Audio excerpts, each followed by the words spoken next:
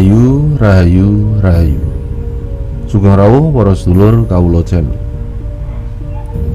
Sedulur-sedulurku, Kerajaan Magadha ini merupakan negara yang kuat pada zaman besi yang sangat luas wilayahnya di India kuno.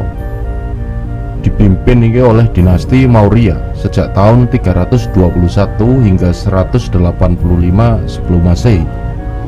Ini bermula dari kerajaan Magadha di dataran India Gangga, itu Bihar, Uttar Pradesh Timur, dan Bengali modern di sisi timur anak benua India.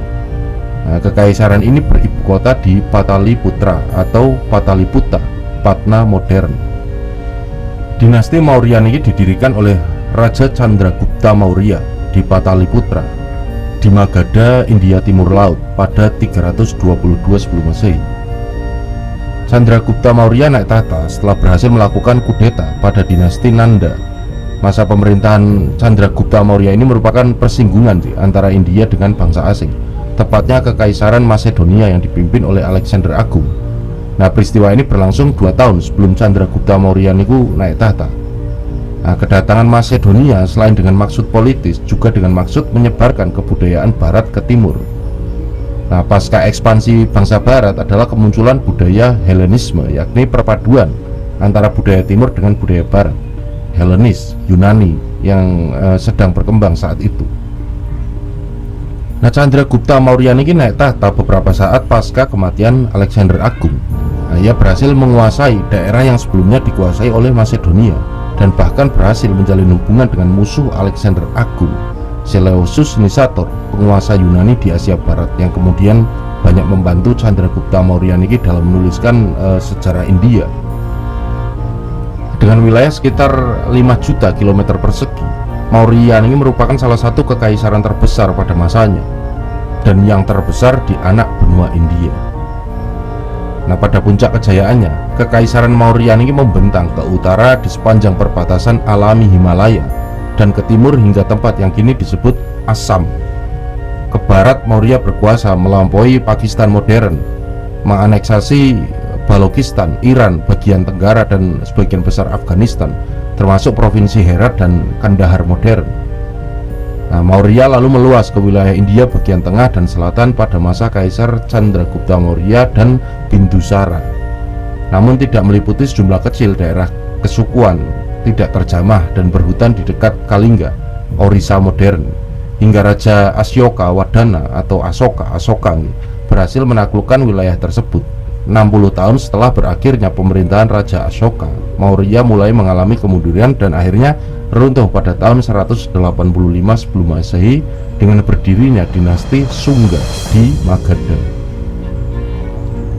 Nah, sedulur-sedulurku, orang-orang India pada masa itu menguasai seni seperti membuat patung dan kuil. Namun peninggalan-peninggalan itu hampir tidak ada lagi. Nah, para ahli ini mengatakan adanya peninggalan-peninggalan seni tersebut seperti patung dan kuil itu banyak dibuat pada masa kerajaan Magadha, terutama dinasti Maurya pada masa Raja Ashoka, yang mana ukiran serta pahatan-pahatannya itu berkembang dan mempunyai mutu yang sangat tinggi. Namun perkembangan itu tidak begitu terang dikarenakan menurut para ahli bahwa hasil-hasil seni tersebut terbuat dari kayu ataupun bahan-bahan yang tidak awet, sehingga peninggalan-peninggalan itu tidak berbekas lagi. Nah, selain itu para ahli juga menemukan hal-hal yang aneh mengenai hilangnya peninggalan-peninggalan tersebut. Namun para ahli tidak berani untuk mengambil kesimpulan. Nah, sedulur-sedulurku, hubungan antara Kekaisaran Magadha dan kerajaan-kerajaan di Nusantara ini sangatlah erat, khususnya dengan kerajaan yang berdiri pada awal-awal Parik Masehi. Di antaranya adalah kerajaan Bakulapura yang ada di Kalimantan Timur.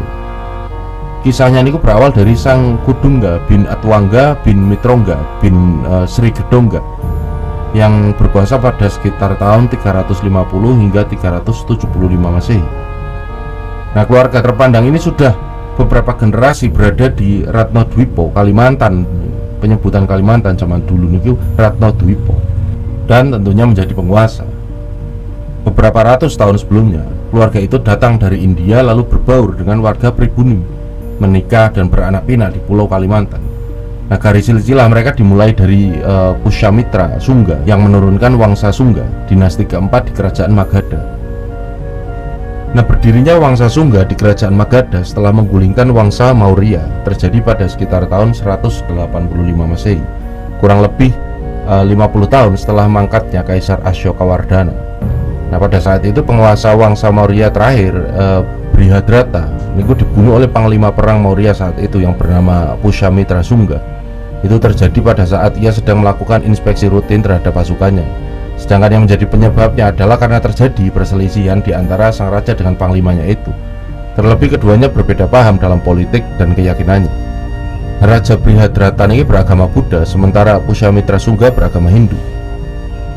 Nah, tindakan yang dilakukan oleh Kaisar Ashoka pada masa kepemimpinannya telah membuat proses pemersatuan India menjadi sebuah ambisi dari seorang raja yang ingin berkuasa dengan segala kekejamannya. Hingga pada suatu saat sang raja terpengaruh oleh kebijaksanaan seorang pendeta agama Buddha yang bernama Upagupta, sehingga raja berubah menjadi orang bijak serta belas kasih terhadap sesama. Nah, Raja Ashoka memasuki salah satu aliran dalam agama Buddha dan menjadi seorang biksu serta bertekad untuk mengembangkan ajaran Buddha ke seluruh penjuru daerah kekuasaannya. Padahal nenek moyangnya niku penganut setia Hindu dan Jainisme. Nah, hal ini menjadi salah satu penyebab tergulingnya dinasti Maurya dari Kekaisaran Magadha. Nah, Ashoka ini satu-satunya raja yang sangat berperan atas berkembangnya agama Buddha. Dia seakan-akan melawan nenek moyangnya yang selalu menjadikan agama Hindu sebagai alat untuk melegitimasi kekuasaannya. Namun pada akhirnya eksistensi agama Buddha yang begitu besar berhasil disingkirkan di Magadha karena banyaknya yang menolak ajaran Buddha, terutama dari kalangan Brahmana agama Hindu. Puncaknya adalah kematian raja terakhir dinasti Maurya, Brihadrata, di tangan Pushyamitra Sungga pada tahun 185 sebelum Masehi. Karena itulah bisa dikatakan bahwa Pushyamitra Sungga adalah aktor intelektual yang berperan penting dalam mengembalikan keberadaan agama Hindu yang sempat tenggelam pada masa Raja Asyokawardhana.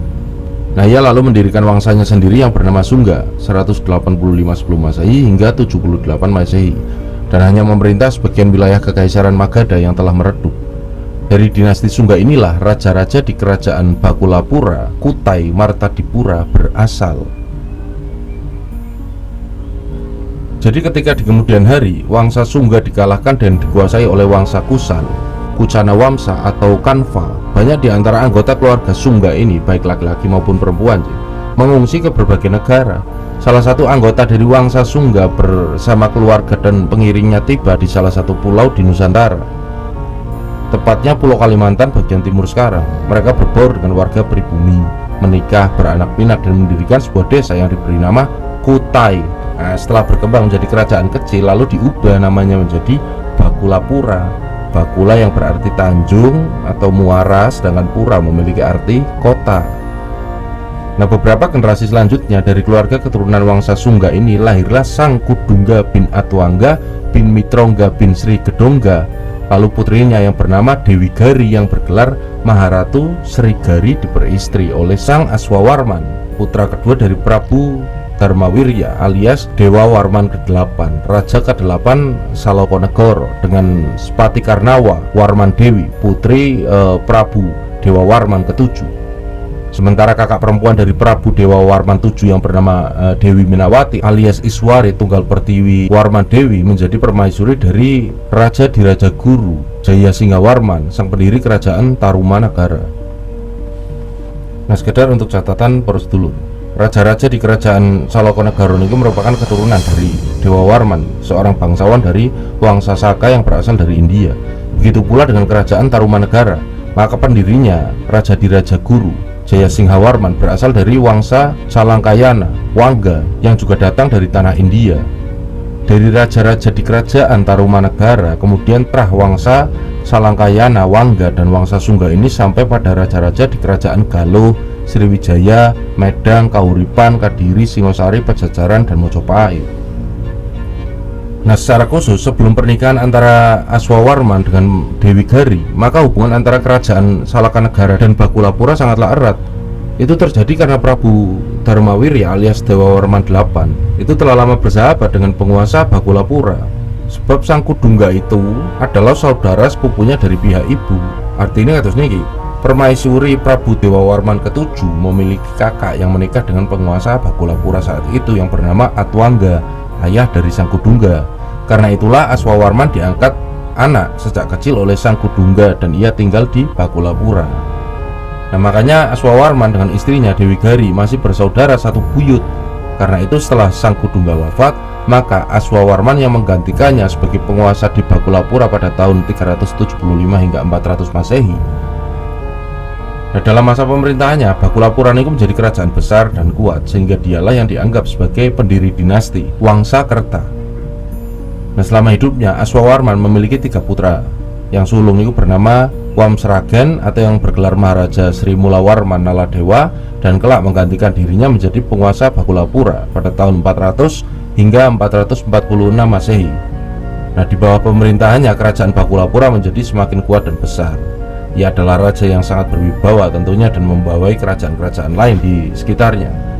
Nah, pada masa kini para ahli sepakat bahwa Sri Mulawarman itu juga yang mendirikan kerajaan Kutai Martadipura. Nah, sedulur-sedulurku, ini sungguh pencapaian yang luar biasa yang pernah diraih oleh kerajaan Magadha, khususnya pada saat dipimpin oleh Wangsa Maurya. Nah, kekaisaran ini adalah yang terluas di tanah Hindia, tepatnya di periode zaman Rupantoro ini, zaman ke-7. Pengaruhnya pun masih terasa hingga hari ini. Tidak hanya di tanah India tetapi juga di Nusantara ini. Ada banyak hal yang masih tetap mempengaruhi orang-orang di masa pada zaman sekarang ini.